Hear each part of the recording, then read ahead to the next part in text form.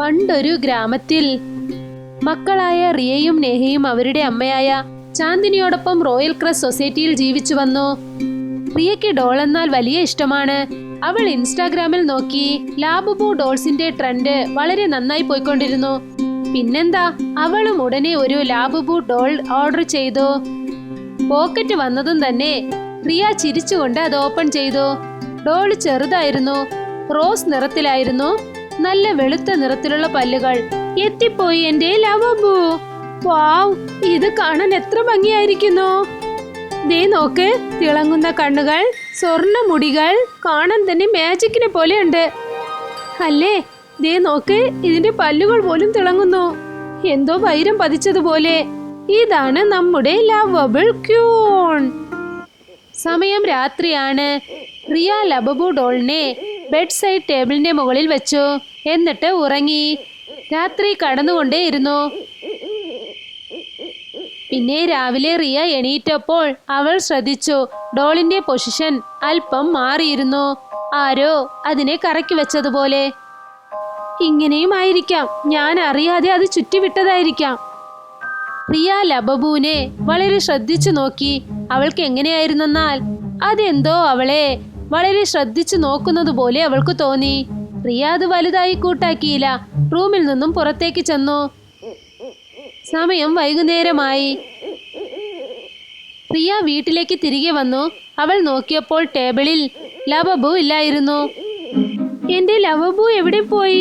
നേഹ, നീ എന്റെ ലബബു എടുത്തോ? ഇല്ലല്ലോ, ഞാനത് തൊട്ടിട്ട് പോലുമില്ല. റിയ ലബബുവിനെ തേടാൻ തുടങ്ങി. അവൾ നോക്കിയപ്പോൾ അത് ബെഡിനടിയിലായിരുന്നു.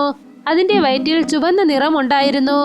ആരോ അതിനെ കത്തി കൊണ്ട് കുത്തിയതുപോലെ തോന്നി. ഇതിനെന്താണ് പറ്റിയത്? റിയ ആ കറ വൃത്തിയാക്കാനായി ശ്രമിച്ചു. പക്ഷേ ആ ചുവന്ന കറ പോയതേ ഇല്ല. വളരെ വിഷമത്തോടെ റിയ ആ ലബബു ഡോളിനെ വീണ്ടും ബെഡ് സൈഡിലെ ടേബിളിൽ വെച്ചിട്ട് കിടന്നുറങ്ങി. സമയം രാത്രിയാണ്. റിയ ഉറങ്ങുകയായിരുന്നു. അപ്പോഴാണ് അവൾക്ക് ഭയങ്കരമായൊരു സ്വപ്നം വന്നത്.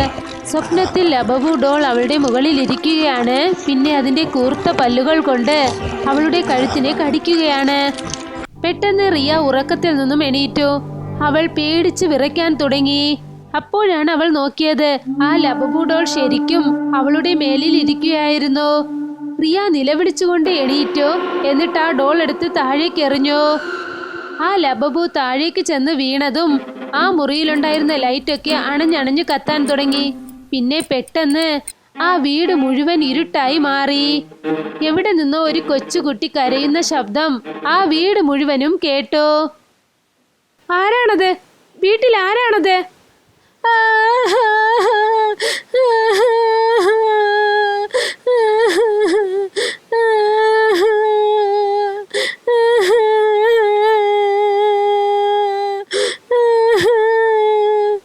റിയ വേഗം ചെന്ന് ലൈറ്റ് ഓൺ ചെയ്തു.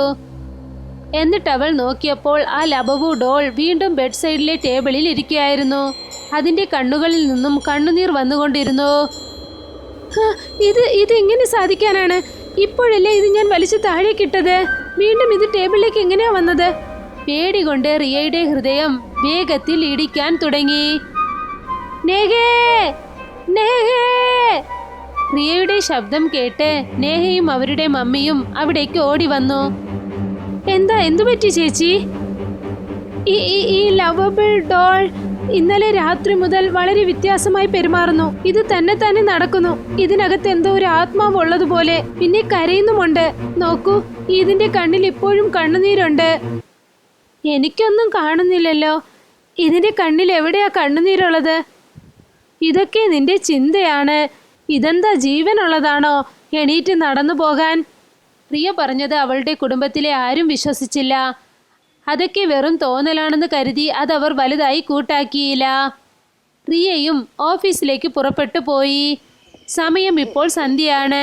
റിയ തൻ്റെ ഓഫീസിൽ ഇരിക്കുകയായിരുന്നു. പക്ഷെ അവളുടെ മനസ്സ് ജോലിയിൽ തീരെയില്ല. അവളുടെ മനസ്സിൽ ലവബു ഡോൾ ചെയ്തിരുന്ന പ്രവൃത്തികളാണ് ഉണ്ടായിരുന്നത്. റിയയുടെ മനസ്സിൽ ഇതൊക്കെ ഓടിക്കൊണ്ടിരിക്കുകയായിരുന്നു. അപ്പോഴാണ് അവളുടെ ഫോൺ ബെൽ റിംഗ് ആയത്. ഫോണിൽ അറിയാതെ ഒരു നോട്ടിഫിക്കേഷൻ വന്നു. പിന്നെ അപ്പോഴാണ് അതിലൊരു ഫോട്ടോ കണ്ടത്. അതിന്റെ ബാക്ക്ഗ്രൗണ്ടിൽ ലബബുവിന്റെ രൂപം വളരെ തെളിവായി കാണുന്നു. എൻ്റെ ഫോണിൽ ലബബുവിന്റെ ഫോട്ടോ? ഞാൻ ഇതുവരെ ഇങ്ങനൊരു ഫോട്ടോ എടുത്തിട്ടേ ഇല്ല. എനിക്ക് എന്താണ് സംഭവിക്കുന്നത്? റിയ ദേഷ്യത്തോടെ ഓഫീസിൽ നിന്നും പുറപ്പെട്ടു പോയി. റിയ വീട്ടിലേക്ക് ചെന്ന് നോക്കിയപ്പോൾ ലബബു ടേബിളിന് മുകളിൽ ഇല്ലായിരുന്നു. അത് തറയിലായിരുന്നു. അതിന്റെ കണ്ണുകൾ മൂടിയിരുന്നു. പക്ഷെ അതിന്റെ വായ തുറന്നിരുന്നു. ഞാനിത് ടേബിളിന് മുകളിലല്ലേ വെച്ചത്, ഇതെങ്ങനെയാ താഴേക്ക് വന്നത്? റിയ നിലവിളിക്കുന്ന ശബ്ദം കേട്ട് അവളുടെ അനിയത്തി നേഹ അവിടേക്ക് വന്നു.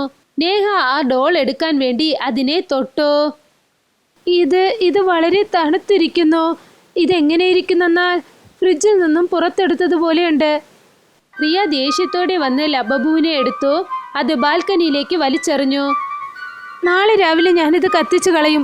ഇതെനിക്ക് വളരെ ശല്യമായി മാറിയിരിക്കുന്നു. റിയ തന്റെ ബെഡ്റൂമിലേക്ക് ഉറങ്ങാനായി ചെന്നു. പക്ഷെ അവൾക്ക് ഉറക്കം വന്നില്ല. പെട്ടെന്ന് വീട്ടിലെ ലൈറ്റുകളൊക്കെ മിന്നി അണയാൻ തുടങ്ങി. പെട്ടെന്ന് ഇരുട്ടത്ത് റിയയ്ക്ക് എന്തോ വെയിറ്റായിരിക്കുന്നത് പോലെ അനുഭവപ്പെട്ടു. അവൾ പേടിച്ചു പോയി. ആ തിളങ്ങുന്ന ലൈറ്റ് വെട്ടത്തിൽ റിയ കണ്ടു, ആ കിടക്കയുടെ ഒരു മൂലയിൽ ഒരു പയ്യൻ ഇരിക്കുകയായിരുന്നു. അവൻ അവളെ നോക്കി ഒരു ഭയങ്കരമായ ചിരി ചിരിച്ചുകൊണ്ടിരുന്നു. ആരാണ് നീ? റിയ തന്റെ ഫോണിൽ നിന്നും ഫ്ലാഷ് ലൈറ്റ് ഓൺ ചെയ്തു. അവൾ നോക്കിയപ്പോൾ അവിടെ ആരുമില്ലായിരുന്നു. പക്ഷേ ലബബു ഡോൾ ഉണ്ടായിരുന്നു. അതിന്റെ കണ്ണുകൾ ചുവന്നിരുന്നു. പിന്നെ അത് റിയയെ നോക്കി ഭയങ്കരമായി ചിരി ചിരിച്ചുകൊണ്ടിരുന്നു. ലബബുവിനെ അവൾ ഓങ്ങി അടിച്ചു. അവൾ അതിനെ അടിച്ചതും തന്നെ റിയയുടെ കൈകളിൽ നിന്നും രക്തം ഒലിക്കാൻ തുടങ്ങി. റിയയുടെ കയ്യിൽ നിന്നും വന്ന രക്തം താഴേക്ക് വീണതും തന്നെ ലബബു അത് രുചിക്കാൻ തുടങ്ങി. ഇല്ല ഇല്ല ഇല്ല. റിയയുടെ ശബ്ദം കേട്ട് നേഹ അവിടേക്ക് ഓടി വന്നു. എന്താ പറ്റിയത്? ഇന്നലെ രാത്രി നിന്റെ മുൻപിൽ വെച്ചല്ലേ ഇത് ഞാൻ ബാൽക്കണിയിൽ വലിച്ചെറിഞ്ഞത്. ദേ നോക്ക്, ഇത് തന്നെ വന്നിരിക്കുന്നു. നേഹ നോക്കിയപ്പോൾ ലബബുവിന്റെ കണ്ണുകൾ പതുക്കെ പതുക്കെ തിളങ്ങാൻ തുടങ്ങി. അതിന്റെ ചെറിയ ചെറിയ കൈകൾ അനങ്ങാൻ തുടങ്ങി. പിന്നെ വീട്ടിനകത്തെ ഏതോ ഒരു ചെറിയ കുട്ടിയുടെ ചിരിക്കുന്ന ശബ്ദം കേട്ടു. എനിക്കെന്തോ ഇതിനകത്ത് ആത്മാവുണ്ടെന്ന് തോന്നുന്നു. ഇത് കത്തിച്ചു കളയാം. റിയയും നേഹയും ലബബുവിനെ എടുത്തുകൊണ്ടുപോയി ബാൽക്കണിയിൽ വെച്ച് കത്തിച്ചു. പക്ഷെ അവർ അത് കത്തിച്ചിട്ട് തിരികെ വീട്ടിലേക്ക് വന്നപ്പോൾ റിയ നോക്കി വീണ്ടും ആ ലബബു അവളുടെ ബെഡിനടിയിൽ തന്നെ ഇരിക്കുകയായിരുന്നു. നീ എന്നെ കത്തിച്ച് എന്റെ കഥ കഴിക്കാനാവില്ല.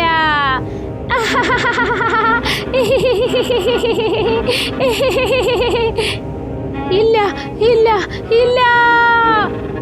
ആ ലബബു അവിടെ നിന്ന് ചാടി എണീറ്റ് റിയയുടെ തോളത്ത് വന്ന് ഇരുന്നു. പിന്നെ അതിന്റെ കൂർത്ത പല്ലുകൾ കൊണ്ട് അവളുടെ കഴുത്തിൽ കടിക്കാൻ തുടങ്ങി. റിയയുടെ രക്തം കുടിക്കാൻ തുടങ്ങി. റിയ ഭയങ്കരമായി നിലവിളിച്ചു. പിന്നെ അവിടെ തന്നെ മരിച്ചു വീണു. റിയ നിലവിളിക്കുന്ന ശബ്ദം കേട്ടിട്ട് നേഹയും അവളുടെ മമ്മിയും റൂമിനകത്തേക്ക് ഓടി വന്നു. ലബബുവിന്റെ കണ്ണുകൾ ചുവന്നിരിക്കുന്നത് അവർ ശ്രദ്ധിച്ചു. അതിന്റെ കണ്ണുകൾ തിളങ്ങിക്കൊണ്ടിരുന്നു. പിന്നെ അത് റിയയുടെ ശരീരത്തിൽ നിന്നും രക്തം ഊറ്റി കുടിച്ചുകൊണ്ടിരുന്നു. നീ ആരാണ്? നീ ഒരു സാധാരണ ഡോളല്ല.